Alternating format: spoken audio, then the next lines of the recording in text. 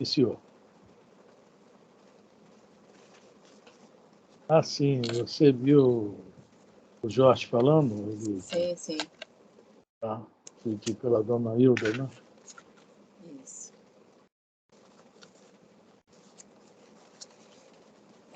Vou começar com uma leitura do Caminho, Verdade e Vida. Tá. Que é Psicografia de Francisco Cândido Xavier, pelo Espírito Emmanuel. A lição é a 67, que fala os vivos do além. E eis que estavam falando com ele 2 varões, que eram Moisés e Elias.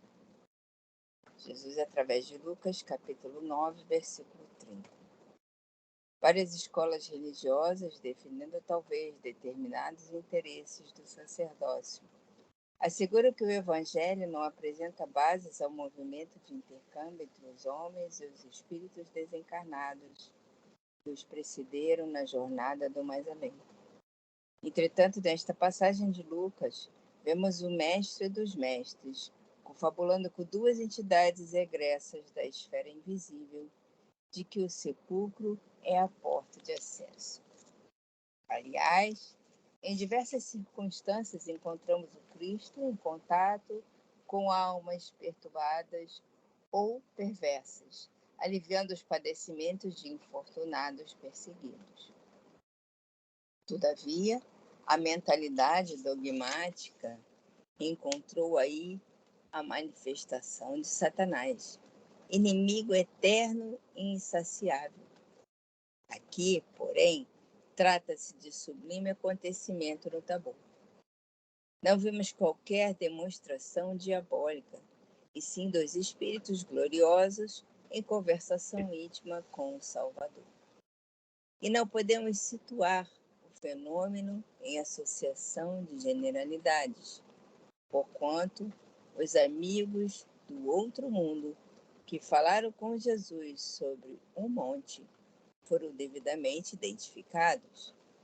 Não se registrou o fato, declarando-se, por exemplo, que se tratava da visita de um anjo de Moisés e do companheiro, dando-se a entender claramente que os mortos voltam da sua nova vida, voltam de sua nova vida.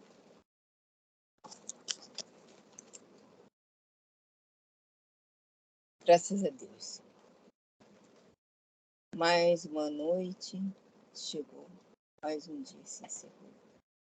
E esta é uma noite especial do estudo do Evangelho segundo o Espiritismo. É uma noite de intercâmbio entre o físico e o extrafísico. É uma noite de intercâmbio entre os espíritos encarnados e desencarnados, que são a nuvem de testemunha que está sempre ao nosso redor. Eles são os nossos amigos, os nossos melhores amigos, mais íntimos conhecedores do nosso ser, desde a nossa mais tenra infância. Estão conosco nas alegrias e nas aflições, sempre tentando nos auxiliar. E se não mais fazem, é devido à nossa dureza, às nossas imperfeições, os desregramentos dos nossos pensamentos, das nossas emoções, das nossas desenfreadas paixões, das palavras que cortam. Nós não vamos desistir, pois que dia virá, que nós, Senhor, conseguiremos vibrar numa faixa mais alta.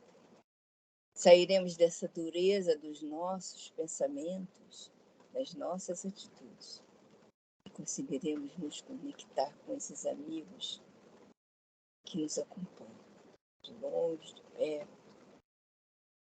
Hoje, em especial, nós vamos levar o nosso pensamento a uma irmã que não está mais ao nosso lado como espírito encarnado, mas que está no segundo tempo de sua jornada como espírito desencarnado, que é a nossa irmãzinha Hilda, que foi esposa na terra do nosso irmãozinho Jorge. Estas mesmas palavras se endereçam nela, pois que sabemos que todos os espíritos são nossos amigos, são nossos companheiros, e nós os amamos porque sabemos que todos somos irmãos, que fomos todos criados juntos, simples e ignorantes, e que fomos evoluindo com o tempo. Isso deveria e deve nos aproximar cada vez mais um do outro, e não nos distanciar. Então sejamos generosos, sejamos gentis e amorosos entre nós, os encarnados, mas também com os desencarnados, mesmo que não possamos vê-los. Temos a certeza de que estão tocando em nossa cabeça, em nosso ombro, nos dizendo: estamos aqui. Vamos julgar que nesta noite as bênçãos recaiam sobre todos aqueles nossos irmãos que gostariam de estar conosco, mas por um motivo qualquer não tiveram a possibilidade de estar, mas poderão mais tarde ver a gravação desse estudo. Aqueles outros tantos que estão longe de nós, em outras partes do planeta, também receberão as graças divinas. E aqueles outros nossos irmãos amados que estão nesse momento passando por algum tipo de necessidade, seja ela física, emocional, espiritual, financeira, doença, e tantas outras, que todos possam ser agraciados de acordo com as suas necessidades, pois que o Pai não desampara seus filhos, está sempre ao nosso lado. Nós é que rebeldes por muitas vezes esquecemos do Pai. Que misericórdia se faça nesta noite, que o nosso estudo transcorra na paz e que possamos estar sempre unidos ao redor deste estudo. Graças a Deus, que assim seja, que assim se faça agora e sempre. Paz esteja com todos. Graças a Deus, Senhor. Muito obrigado.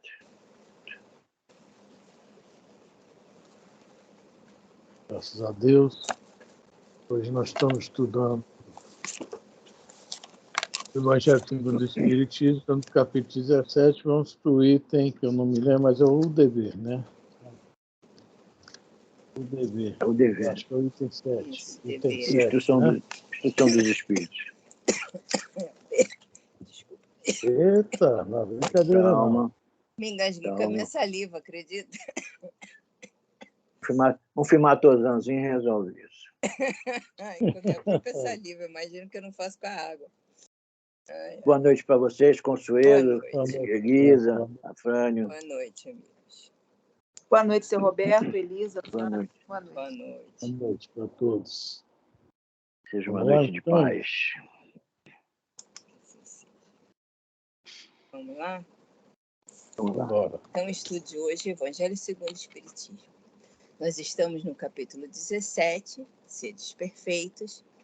Estamos hoje nas Instruções dos Espíritos, o dever, item 7.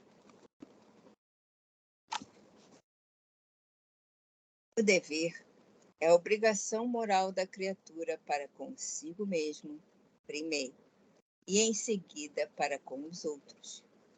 O dever é a lei da vida. Com ele, deparamos nas mais ínfimas particularidades, como nos atos mais elevados. Quero aqui falar apenas do dever moral e não do dever que as profissões impõem. Porque nós temos a preocupação muito grande com o nosso dever profissional, o dever do dia a dia, isso, horários, agendas, tem que fazer isso, fazer aquilo. Não, se tornam assim obrigações do cotidiano. Mas aqui esse espírito, se eu não me engano, é o Lázaro mesmo. Lázaro, né? Não é o Lázaro, não. Não, é o Lázaro. É o Lázaro, sim. O Lázaro.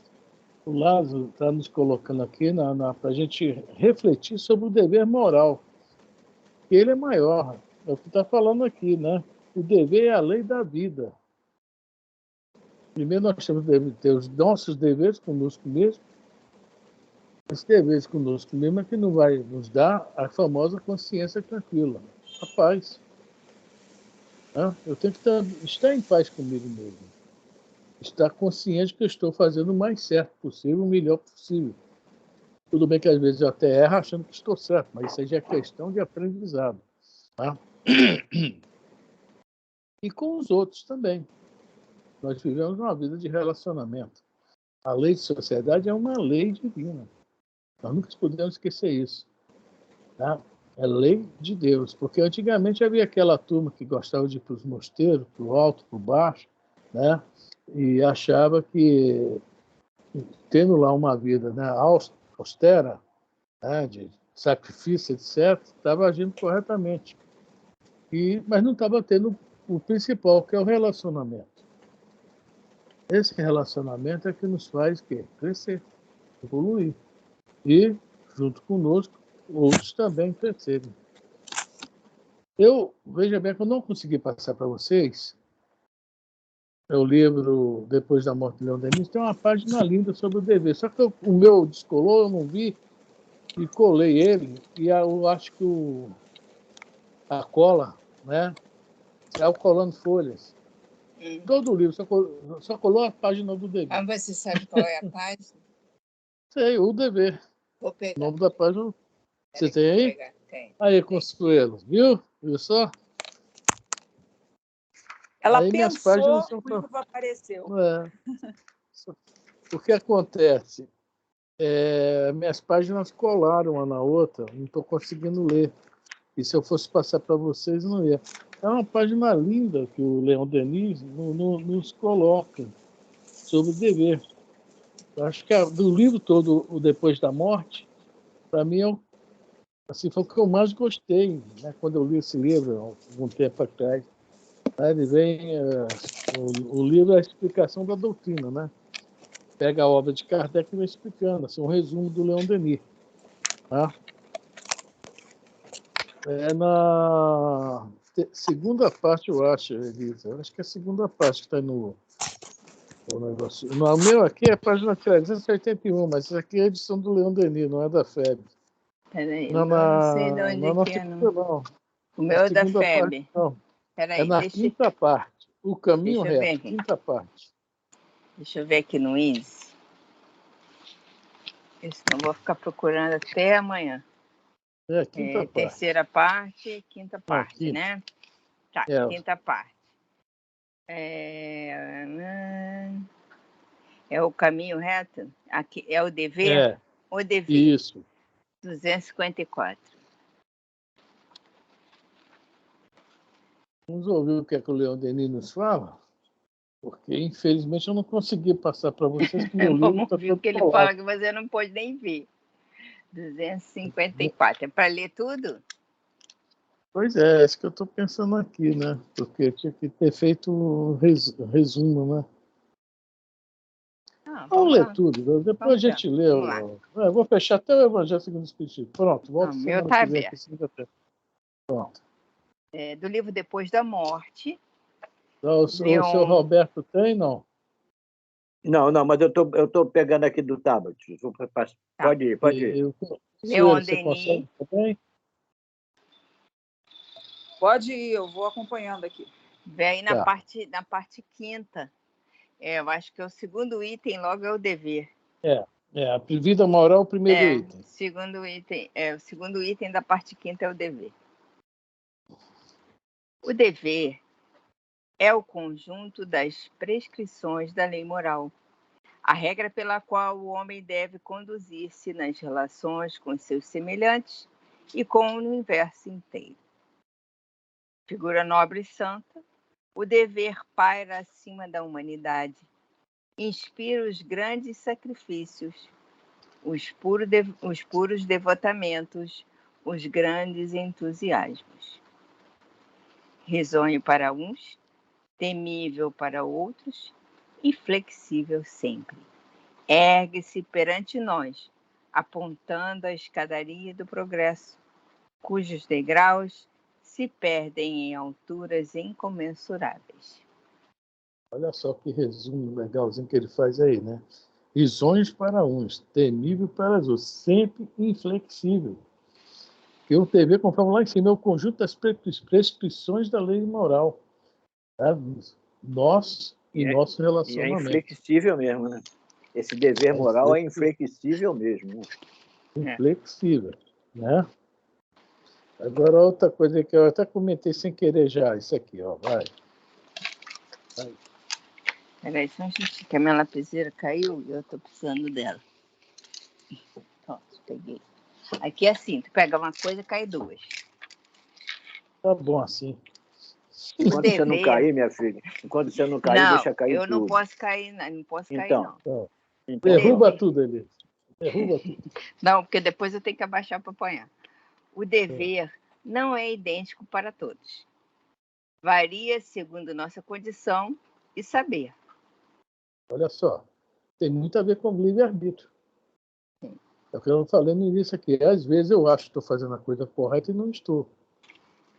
Eu estou usando o meu livre-arbítrio, né? Mas isso aí é um atenuante até. É um atenuante que nós temos. Às vezes nós erramos não saber. Então, esse dever ele vai variar também. Eu não posso pedir, né, as mesmas coisas, os mesmos deveres morais que eu tenho para um índio. Eu não posso, né?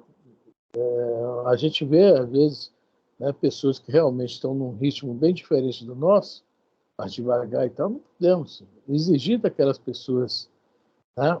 E principalmente aqui na nossa área, que a gente vai pegando, né, lendo essas coisas, aprendendo, não é todo mundo que entende isso, não é todo mundo que tem já esse raciocínio, esse conhecimento. E aí que está um negócio que Jesus falando sempre com a gente, a questão da crítica, né? Do julgamento, né? Então ele é muito duro. Né? Ele é muito duro. Ele é muito duro naquela questão da mulher adulta, quando ele fala que atira a primeira pedra daquele que nunca pecou. Porque a gente, no nosso modo de julgar, de julgamento, a gente bota todos iguais. Nós colocamos todo mundo igual. Nós esquecemos que tem gente que moralmente está muito acima de nós e moralmente, infelizmente, a gente está lá embaixo. Então, cada um de nós tem a nossa faixa, o nosso limite. E dentro desse limite é que nós temos que observar os nossos deveres. E procurar não ser falhos com ele e evitar, conforme fala Jesus, né, que é essa questão do... Né, você criticar né, como é que fala? O cisco no olho do outro, esquece do arqueiro no seu, né, que é um galho, né? Então, é isso aí. Tá nessa questão aí, né, da gente, como é que fala assim, colocar tudo no mesmo plano, no mesmo nível, não é nivelar. Não é bem assim. Aí entra a palavra que o senhor Roberto falou, indulgência, tolerância, paciência. Às vezes a gente também está lidando com pessoas, né, que estão num plano bem inferior nessa questão, ou muito superior acima de nós. Não tem isso. Nós achamos que a nossa condição moral e ética é sempre mais alta e melhor posicionada do que a do próximo. Né? Nós encontramos sempre um defeito qualquer no próximo e não olhamos o grande defeito, às vezes, que nós temos. É isso aí. Vamos lá? Vamos.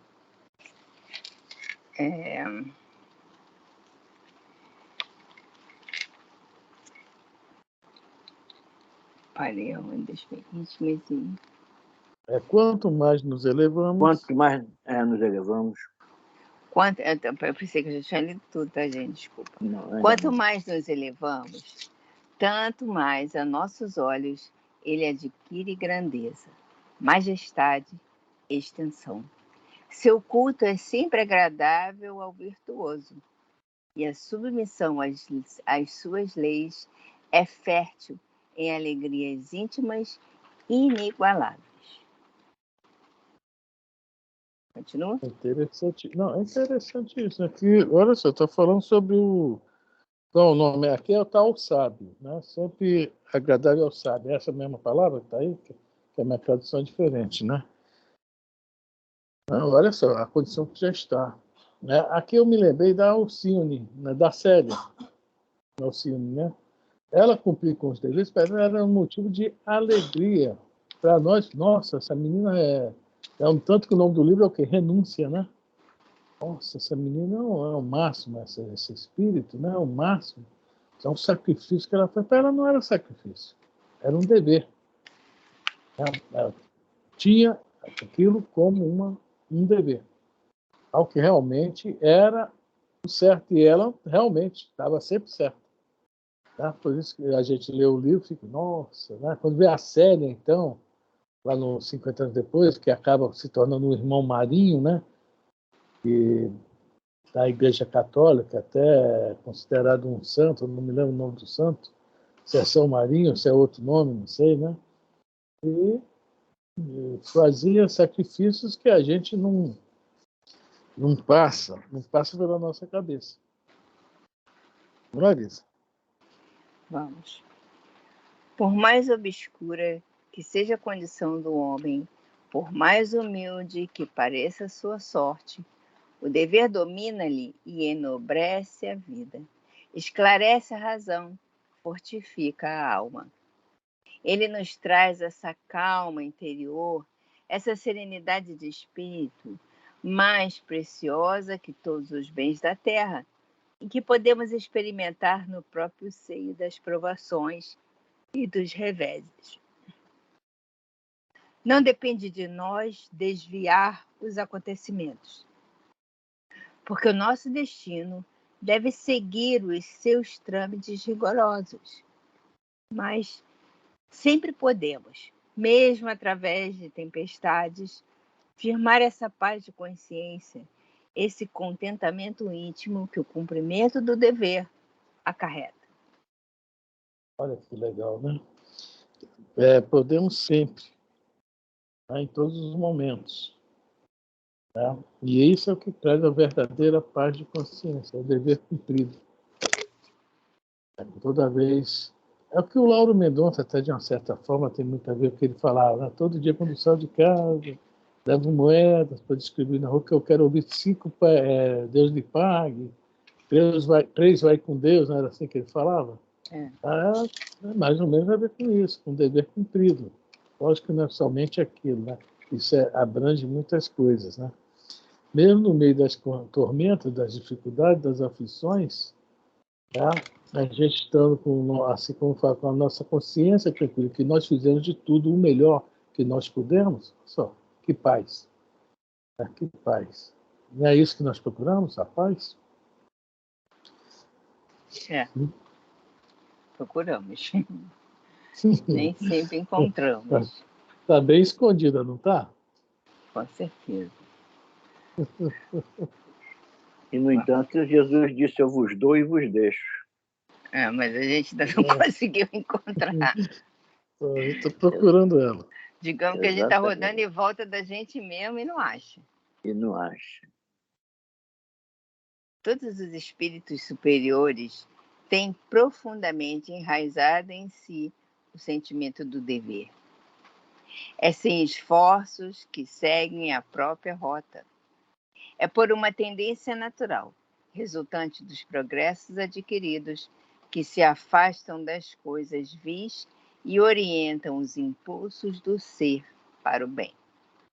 O dever torna-se, então, uma obrigação de todos os momentos, a condição imprescindível da existência, um poder ao qual nos sentimos indissoluvelmente ligados para a vida e para a morte. Nós vamos chegar lá. Está falando aí que espíritos superiores, né? Para eles já passa a ser uma coisa natural. É o que a gente acha que é estranho, né? É uma coisa natural para eles. Para eles, é bem natural, sem esforço. Enquanto para nós, puxa vida, ser honesto é tão difícil. Vai falar já da honestidade, você, Roberto. Exatamente, é por isso que eu estou falando, já estou antecipando aqui. Para eles é sem esforço, eles não fazem esforço para ser honestos. E nós nos esforçamos tremendamente para ser honestos. O dever oferece múltiplas formas. Há o dever para conosco, que consiste em nos respeitarmos, em nos governarmos com sabedoria, em não querermos, em não realizarmos, senão o que for útil, digno e belo. Essas 3 palavras aí. Só que até a nossa compreensão do que é digno, do que é útil e do que é belo, esse é o problema, né? Os nossos olhos ainda muito materializados, a gente tem dificuldade de entender isso moralmente. O que é útil moralmente? A gente pensar. O que é belo moralmente? E o que é digno? Tá? A gente tem que, de vez em quando, pensar nisso. Né? A realizar apenas o que aqui está outra tradução. Apenas realizar o que é digno, útil e belo. Vamos lá? Há o dever profissional, que exige o cumprimento consciencioso das obrigações de nossos encargos. Há o dever social, que nos convida a amar os homens, a trabalhar por eles, a servir fielmente ao nosso país e à humanidade. Há o dever para com Deus. O dever não tem limites. Sempre podemos melhorar.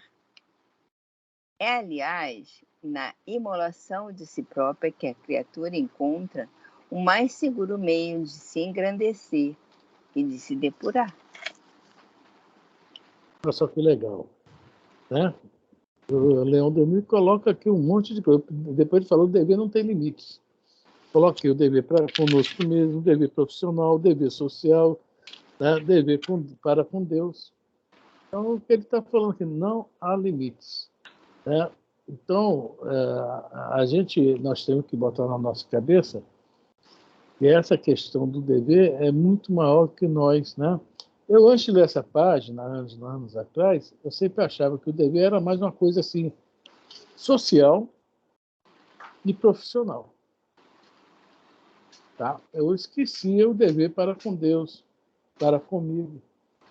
Porque toda vez que eu estou fazendo uma coisa errada, eu estou faltando ao dever com quem? Comigo.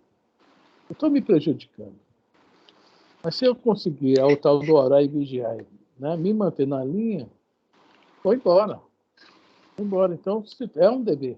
Até que eu chegue a esse nível dos outros. Isso é para todos nós. Estou falando eu aqui, mas para todos nós. Que a gente chega ao nível desses outros aqui, que já se torna uma coisa normal em qualquer situação. Né? Em qualquer situação, o dever se torna uma coisa normal. Certo? Prima, boa noite.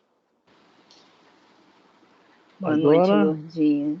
A gente está fazendo uma leitura. Família. A gente está fazendo uma leitura no livro Depois da Morte, tá?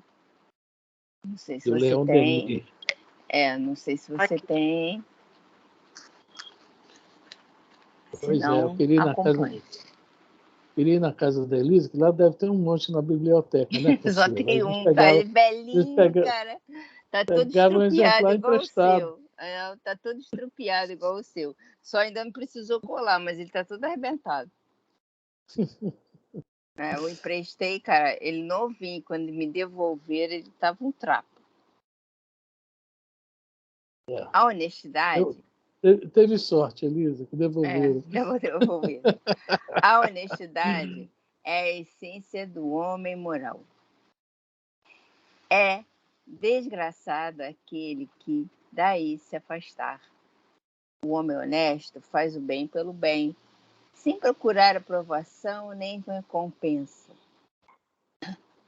Desconhecendo o ódio, a vingança, esquece as ofensas e perdoa os seus inimigos. É benévolo para com todos, protetor para com os humildes. Em cada ser vê um irmão, seja qual for seu país, seja qual for sua fé. Tolerante, ele sabe respeitar as crenças sinceras, desculpa as faltas dos outros, sabe realçar-lhes as qualidades, jamais é maledicente. Usa a moderação dos bens que a vida lhe concede, consagra-os ao melhoramento social e, quando na pobreza, de ninguém tem inveja ou ciúme. Caraca, isso vai ser difícil. Esse Então, parágrafo isso... é difícil. Não, mas é que está o negócio. A honestidade perante o mundo, que ele vai falar no próximo parágrafo, né? Isso aqui, né, perante nós, até pouco tempo atrás, hoje a gente já vê com os olhos diferentes, né? É o quê? É o cara bobão, né? Pô, ingênuo, é isso, é aquilo, né? Havia um monte de adjetivos para classificar essas pessoas, e eles que eram certos. Eles estavam certos. E nós... É por aí, né? Esse parágrafo aqui ficou marcado. A honestidade perante o mundo nem sempre é honestidade de acordo com as leis divinas. A opinião pública, é certo, tem o seu valor. Torna mais suave a prática do bem, mas não devemos considerá-la infalível. Sem dúvida que o sábio não a desdenha, mas quando é injusta ou insuficiente, ele também sabe caminhar avante e calcula o seu dever por uma medida mais exata. O mérito, fala. Só essa coisinha que está falando aqui. A honestidade perante o mundo nem sempre é honestidade segundo as leis divinas. Se a gente for olhar o nosso dia a dia, a gente vê tantas coisas acontecendo que perante a sociedade aquilo é honesto.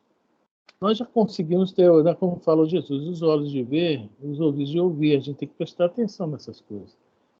Na questão que, porque existem as leis humanas e as leis divinas. Nós já não podemos somente nos guiar pelas leis humanas, respeitá-las, porque nós vivemos numa sociedade, né, de relações. Mas as leis divinas têm que estar acima de tudo isso. Né? Muitas vezes a gente vê isso acontecendo. Para o mundo é honesto aquilo. É honesto. Mas para a gente já começa a ter a gente já tem que procurar ver se está dentro de acordo com aquilo que nós aprendemos, as leis divinas. E é complicado isso aí. É muito complicado. Vamos lá? Alguém quer falar? Ficou todo mundo calado? Ou eu saí do ar? Anne, você pode dar um exemplo? Porque eu não entendi. Porque caráter é caráter e acabou. Não, às vezes, veja bem, há certas atitudes do mundo. Por exemplo, vou entrar numa coisa aqui que não tem muito a ver com isso, mas só para a gente falar. Por exemplo, nós ainda hoje, né, comemos carne animal, um exemplo. Nós achamos que nós dependemos. É um exemplo. Tá? Isso é um exemplo, mas tem milhares de outros aí, que eu não, realmente, na minha cabeça, só veio esse agora. E a gente sabe que o certo é a gente, aos poucos, Retirar, entendi. Retirar. Tá? Mas isso não é errado perante o mundo. Isso é super certo perante o mundo. E eu acredito que quando a gente chegar lá em cima também, isso aí não vai ser um motivo de julgamento muito pesado para a gente.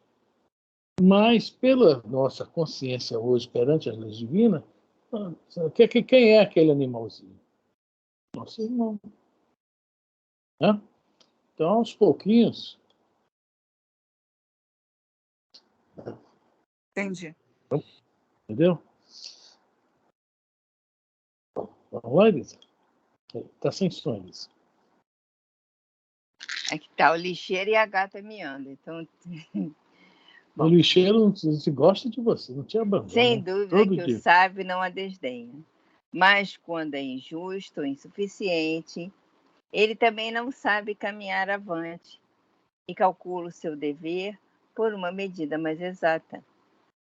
O mérito e a virtude são algumas vezes desconhecidos na Terra. As apreciações da sociedade quase sempre são influenciadas por paixões e interesses materiais. Antes de tudo, o homem honesto busca o julgamento e o aplauso da sua própria consciência. Dentro disso que a conselheira até perguntou também, outro lance. A questão, por exemplo, nós vivemos um sistema capitalista. Nós já sabemos que isso está errado. Nós vemos esse sistema falido. Aliás, todos os sistemas do mundo políticos, né, econômicos, estão falidos. Estão todos falidos. Porque não importa qual é o tipo de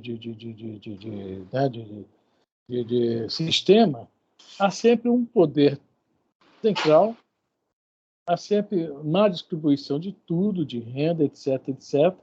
Mas, veja bem, nós estamos, por exemplo, nosso sistema é capitalista. O sistema capitalista, tá, ele vê o seguinte, que o certo é ganhar muito e pegar, assim, tipo, migalhas e para aparecer na mídia fingindo que está dividindo o que ganha. Mas, na realidade, né, ele fala um pouquinho sobre isso aí. Né? Nós, hoje, já temos uma consciência que temos que fazer mais que isso. E, além disso, não é, já falamos sobre o dinheiro em outros capítulos sacados do Evangelho segundo o Espiritismo, o dinheiro não é mau. O problema somos nós, o nosso apego, o nosso pensamento muito materializado. Quer dizer, é outro exemplo dessa questão, que para o mundo isso é normal. Né? Para o mundo a pessoa está ali para ganhar, não interessa. Tudo é um negócio. E não é bem assim. Aí vem aquela questão do... alguém estava falando no filme nosso lá essa semana, a questão do André Luiz, que no filme aparece ele atendendo uma pessoa já no final do expediente, que parece que ela não pagou a consulta, era gratuito, né? E ele, né, no filme, olha assim com a cara meia feia para a enfermeira, né? E ela sorri para ele, né? Quer dizer, para o mundo, isso é uma coisa normalíssima. O médico estudou, se esforçou, 6 anos, mais 2 de residência, mais não sei o quê, especializou-se, foi tudo caro, tem que cobrar caro mesmo. Estão me entendendo?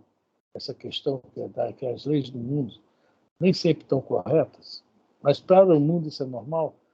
Para nós que já pensamos, né, dentro do cristianismo, isso já não é mais normal. Alguém, assim, não... Seu Roberto, o que o senhor acha? Eu estou pensando aqui, você está falando, eu estou pensando numa outra coisa aqui. Você está falando sobre a política, sobre a economia. Você escuta pessoas dizerem que bom é aquele socialismo do Cristo. Dividir as coisas. Aonde que existe isso na Terra? Não existe. Não existe, é o que você acabou de falar agora. Não existe. É capitalismo, é o dinheiro, é a política, é você sobrepujar, é pisar, é superar, suplantar. Não existe, não existe. Você escuta todo mundo dizer, bom é o socialismo do Cristo. Aonde que tem esse socialismo do Cristo? Não existe. E você escuta tanto falar por aí. Por aí, né, senhor Roberto? E para o mundo isso está correto, mas para nós não pode correto, mais estar. Exatamente. Né? Para o mundo está. Tá, para as pessoas está correto. Né? Nós não somos sábios ainda, mas já estamos tendo essa pequena visão. Né? Exatamente. Exatamente. Já está alguma coisa melhorando. Da ameba eu já ter esse conhecimento já é um pulo enorme. Que ameba inteligente é essa, gente? É ameba cheia de poder, viu? Exatamente. Vai dominar as outras. Dominar as outras. É verdade, viu? A ameba inteligente. Aquele que soube compreender todo o alcance moral do ensino dos espíritos tem do dever uma concepção ainda mais elevada. Está ciente de que a responsabilidade é correlativa ao saber, que a posse dos segredos de além-túmulo impõe-lhe a obrigação de trabalhar com energia para o seu próprio melhoramento e para o de seus irmãos. As vozes dos espíritos têm feito vibrar ecos em si, têm despertado forças que jazem entorpecidas na maior parte dos homens e que o impelem poderosamente na sua marcha ascensional. Torna-se. Vai falar? Pode falar. Eu ia falar. O livro, né, o Céu e Inferno. Se nós não houvesse a filosofia espírita, não existe livro dos espíritos, não existe a Gênesis, não existe o Evangelho, mas existe o livro Céu e Inferno. O Céu e Inferno está lá escrito o quê? Né? Espíritos felizes, espíritos medianos, espíritos infelizes, sofredores. Não é isso que está lá? Isso não é o suficiente para qualquer um de nós ver e saber, né, que, existe vida futura, do outro lado. Primeiro detalhe. Segundo, se eles são felizes ou infelizes, é por quê? Pelo modo de vida que eles levaram. Não é um motivo suficiente para a gente começar a nossa mudança? Tá? É o que está falando aqui, o Leon Denis. Se a gente já sabe que isso é assim, que existe isso, a reunião mediúnica não é para a gente ficar apreciando o fato, o acontecimento. É para a gente tirar dali, tá? É uma fonte de estudo para a gente. É uma reunião mediúnica. Para a gente tirar dali grandes ensinamentos. Porque todas as informações que vêm ali vai nos trazer o quê? Consequências. Consequências dos nossos atos enquanto encarnados. Então, é uma responsabilidade imensa. Não estou falando da filosofia espírita. Estou falando somente do fato do mediúnico, de saber o que ele fala aqui, né? Sobre essa questão dos segredos do além-túmulo. Certo? Alguém quer falar? Eu acredito, o Rafrânio, que se a gente está falando dos espíritas só, muitos são iniciantes e tudo, ainda estão, às vezes dá uma quebra assim, né? Tipo, será que isso é verdade? O mundo está tão cruel? Será que realmente existe o pós-vida paga? Não, Não, estou te você entendeu? entendendo. Porque tanta maldade. Às vezes o mal pelo mal, não tem nem motivo, né? Faz o mal pelo mal, só para ver o que vai acontecer. Consuelo, é que você não está com o livro na mão, mas fala assim, sabe que a responsabilidade é proporcional ao saber. Mas, Deu para entender? Fernando, a gente não fala o tempo todo que isso está gravado no nosso íntimo. Todo Deus e os ensinamentos de Jesus, de uma forma ou de outra, não está gravado em toda a humanidade? Tá, mas tem que despertar, né, Consuelo? E às vezes só a dor que vai despertar. Tá? Não adianta esse indivíduo, às vezes, ir lá no Espiritismo, ir lá na Igreja Católica, porque a consciência, o nível de consciência dele ainda não despertou. Tá? A Joana de Anjos fala de 5 níveis de consciência, e o terceiro nível é justamente esse, o despertar. Tá? A consciência desperta, é o que começa a perceber essas coisas. Isso é normal na gente. É o que a gente falou logo no início aqui de hoje, né? Que a gente, quando critica, que julga, a gente bota todo mundo nivelado, e não pode. Nós falamos isso no início. Por quê? Justamente esses espíritos que estão mais com a consciência ainda dormindo, é um nível de consciência ainda dormindo, né? Ou estou quase desperta, mas não está desperta.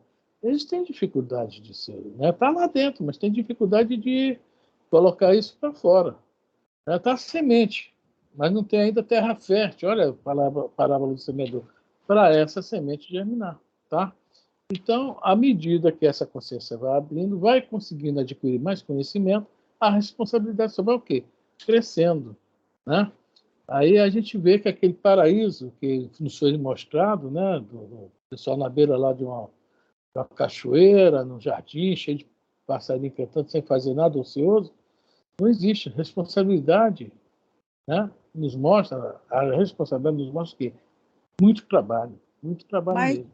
todas as Né? religiões, né, pelo menos assim, que a gente conhece, né, todas as religiões, até dentro do processo indígena, tudo fala de um poder maior e de você amar aquele poder maior, né, e fazer para o outro aquilo que você, de uma forma ou de outra, né, que eu estou falando, fazer para o outro aquilo que deseja para você.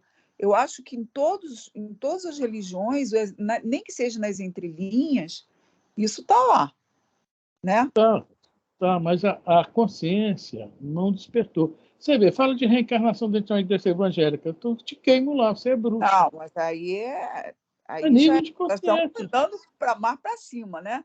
Para Não, um é nível de conhecimento. consciência. Lá eles só têm condições de digerir aquilo. Eles não têm condições de digerir mais que aquilo. A Igreja Católica também só tem condições, se não houver aqueles dogmas todos da Igreja Católica, senta, levanta, abraça, aperta a mão, eles não vão se sentir bem. A musiquinha cantada.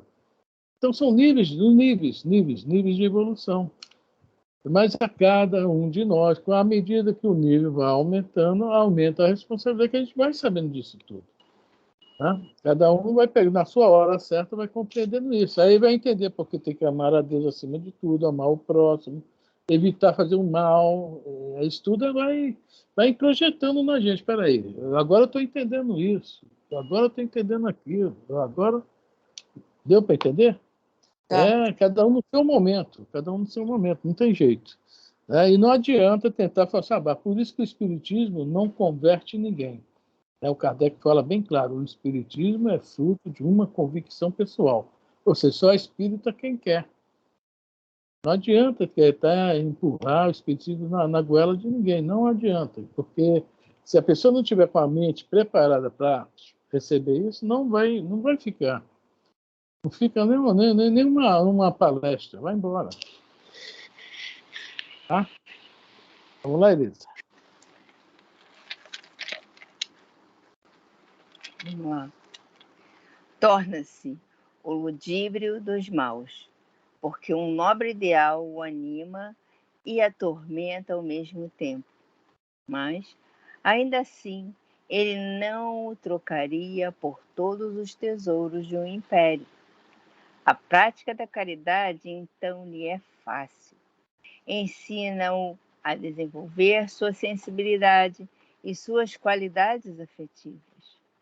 Compassivo e bom, ele sente todos os males da humanidade.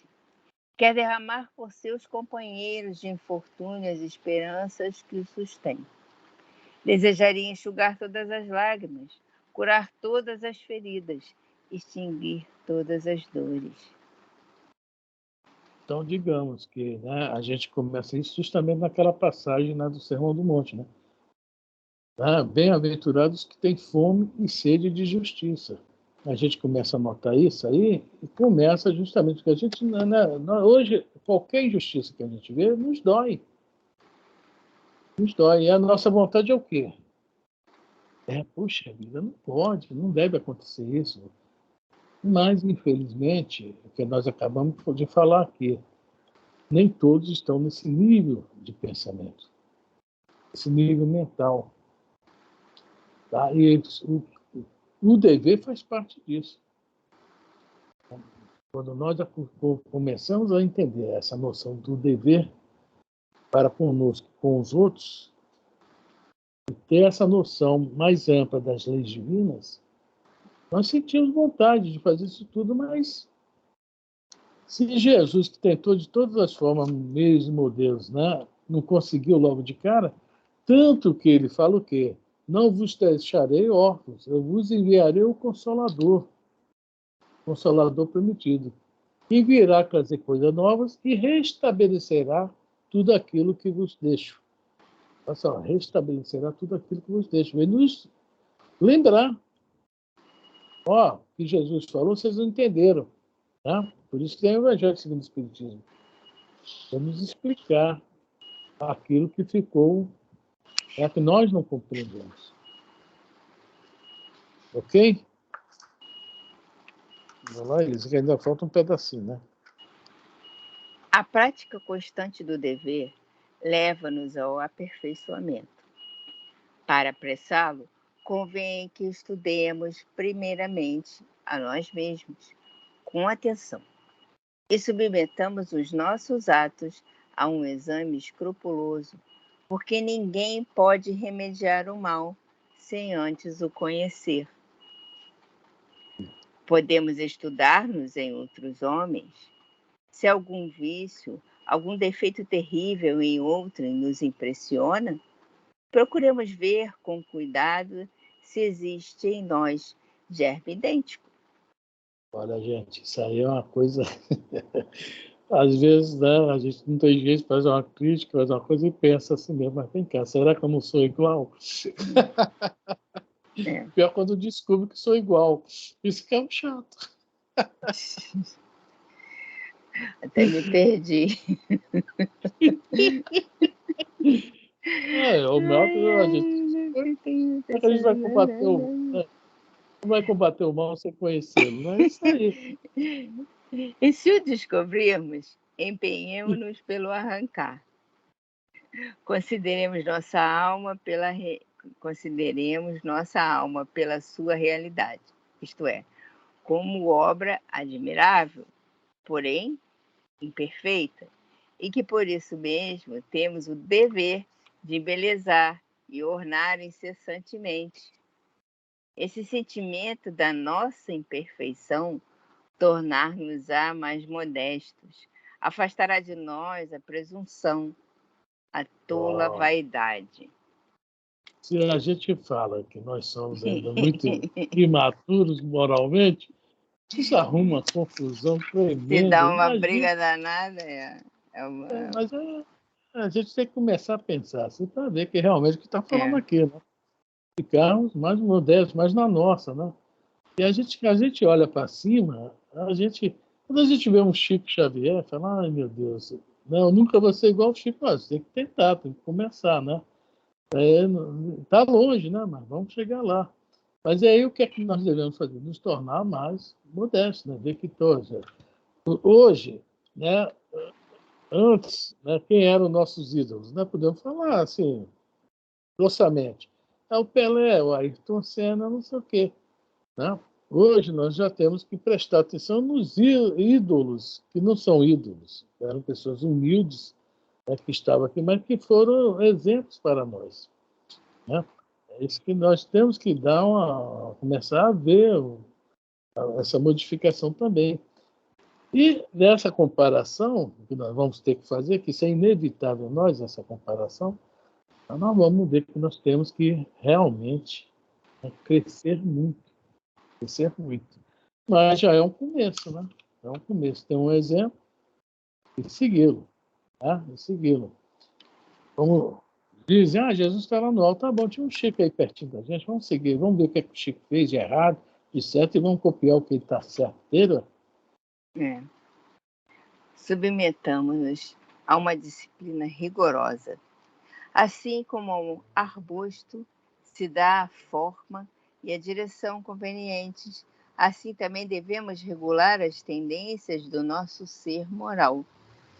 O hábito do bem facilita a sua prática. Só os primeiros esforços são penosos. Por isso, e antes de tudo, aprendamos a dominar-nos.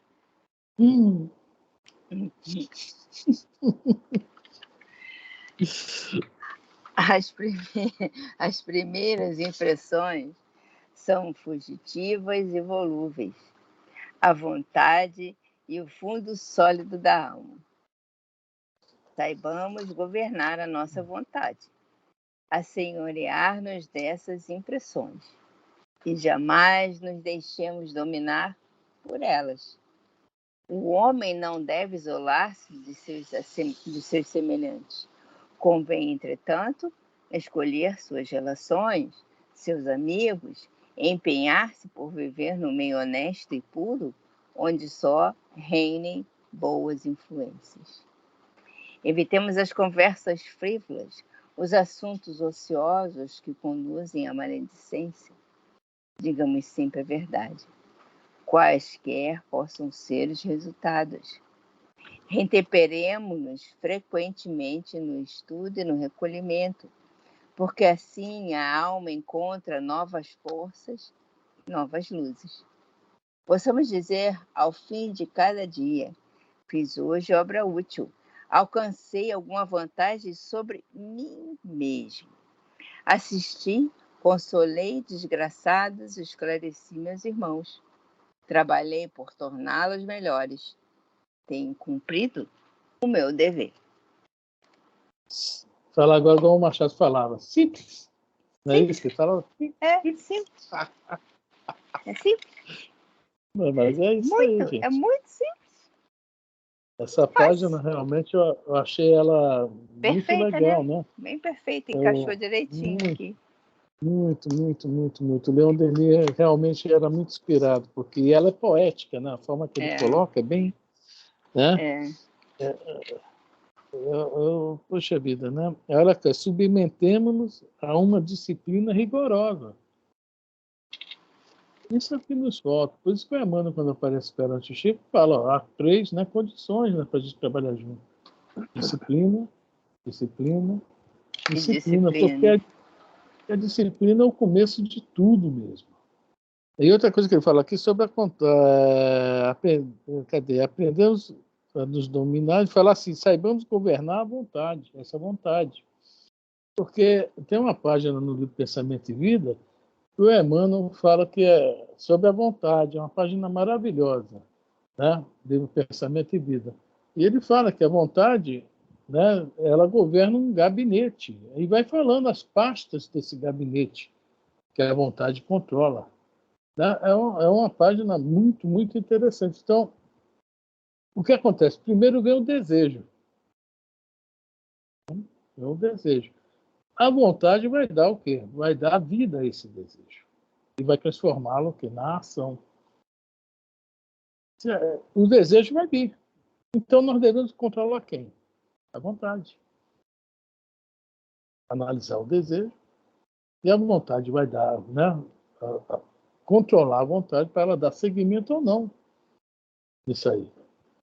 Né? É o que o Emmanuel mais ou menos vai falando nessa página. O livro Pensamento e Vida, quem quiser ver depois, né?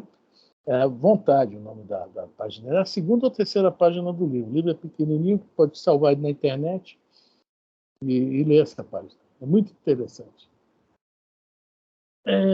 Bom, gente, eu acho que voltar para o Evangelho hoje, né? É melhor voltar no início do dever na semana que vem, né?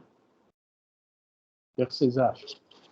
Eu estou até procurando aqui o Pensamento e Vida para ler nesse tempinho que sobrou, mas eu não estou achando Pensamento e Vida aqui, não. Ele é tão grande.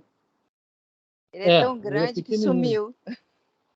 Também na biblioteca de 3.000 livros? Não, 30.000 livros? Não, é que houve um acidente aqui no outro dia, caiu um monte de livro aqui, eu não estou achando ele, não. Ele é pequenininho. Consuelo, ajuda a Elisa. Ela não está achando o livro Pensamento e Vida porque o livro é pequenininho. Você imagina o tamanho da biblioteca, um livrinho mínimo. Tá? Não é por causa disso. Pequenininho. Ele é fininho e pequenininho. Aí ele caiu aqui em algum lugar e eu não estou conseguindo achar ele, não. Alguém pode ajudar aí a Elisa, o seu Roberto, prima? Ué, você que tem um livro, você pode ler. Eu não sei. Está lá dentro, está lá no quarto. Eu estou na sala hoje. Hoje eu estou em outro departamento. Sinceramente, não está aqui, não. Deve ter caído. Também já são 8h28, não vai dar tempo de ler, não. Deixa eu anota aí, Elisa. Lê semana que vem. Logo no início a gente lê essa paginazinha rápida. Tá. Vou ter que tirar tudo aqui para achar ele. E aliás, bota ele no grupo na segunda-feira que vem. Bota no grupo, a gente lê. Se eu achar ele. Então, eu me lembro, então, na segunda que vem. Primeiro tem que encontrar.